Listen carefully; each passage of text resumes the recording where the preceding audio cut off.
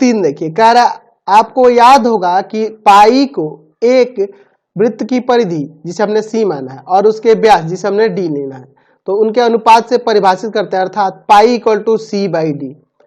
तो हम लोग इसे लिख सकते हैं कि वृत्त की परिधि और बटा में वृत्त का व्यास, इन दोनों का अनुपात ही क्या कहलाता है? पाई कहलाता है।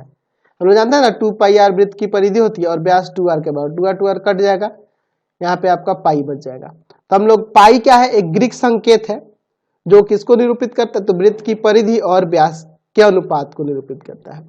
तो यह कह रहा है कि यह इस तथ्य का अंतर विरोध करता हुआ प्रतीत होता है कि पाई एक अपरिमेय संख्या है, समझे ना। तो इस अंतर विरोध का निराकरण आप किस प्रकार करेंगे, यानी कि इसका सॉल्यूशन आप किस प्रकार करेंगे इस अंतर विरोध का?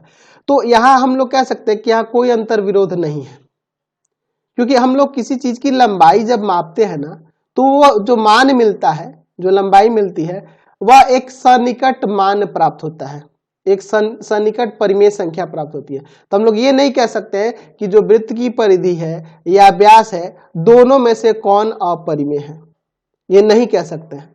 ठीक है, तो हम लिख सकते हैं कि इसका कोई अंतर विरोध नहीं है,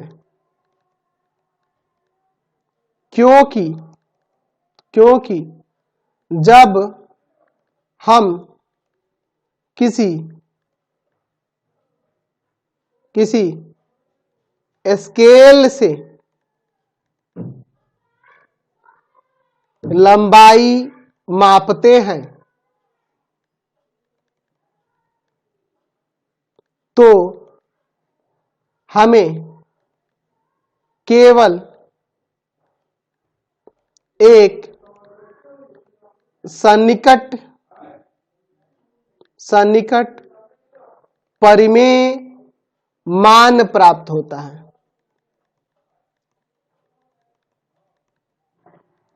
अतः यह पता नहीं लगा पाते हैं या पता नहीं चल पाता है, यह पता नहीं चल पाता है कि ये जो परिधि है यानी कि सी या व्यास डी अपरिमेय है। ठीक है, दोनों में से कौन अपरिमेय है ये कुछ नहीं पता चल पाता है, तो यह अंतर विरोध नहीं करता है। Pi equal to C by D जो है, पाई एक अपरिमेय संख्या है, इसका अंतर विरोध नहीं कर पाता है। Question number